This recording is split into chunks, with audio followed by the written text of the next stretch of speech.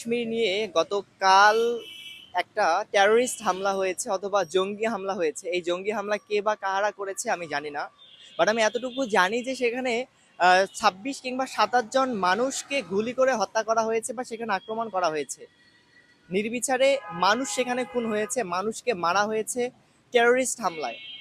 এই টেররিস্ট হামলায় যদি মুসলমান সম্প্রদায়ের কেউ মারা যেত কোনো কিছুর হামলাতে, তাহলে কিন্তু বাংলাদেশ সহ বেশ কয়েকটা দেশের মানুষজন বা বিশ্ববিদ্যালয় পড়ুয়া শিক্ষার্থীরা এর বিরুদ্ধে হচ্ছে অনেক বেশি প্রোটেক্ট তৈরি করতো। লাইক বাংলাদেশের শিক্ষার্থীরা কি করতো, রাজু ভাস্কর্যে এসে আন্দোলন করতো যে আমাদের মুসলমান ভাইদেরকে হত্যা করা হয়েছে।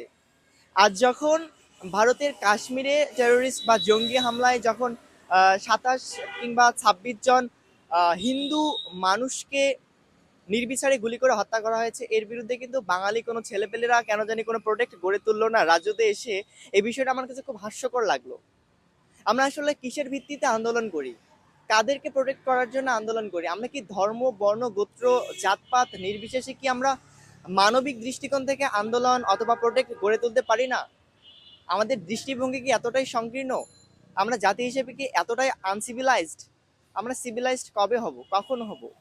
ভারতের এই কাশ্মীরের এই ঘটনাটা খুবই দুঃখজনক, যেখানে টেররিস্ট হামলায় বা জঙ্গি হামলায় নির্বিচারে, সেটা হিন্দু, বৌদ্ধ, খ্রিস্টান, মুসলিম যাই হোক না কেন, গুলি করে হত্যা করা হয়েছে।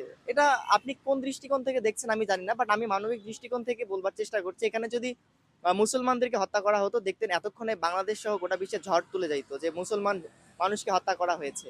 আর যখন সেই জায়গাতে হিন্দু ভাইদেরকে হত্যা করা হলো, তখন কিন্তু কেউ একটা কথাও বললো না যে আমার হিন্দু ভাইদেরকে জঙ্গি আক্রমণ করে হত্যা করা হয়েছে বা গুলি করে হত্যা করা হয়েছে।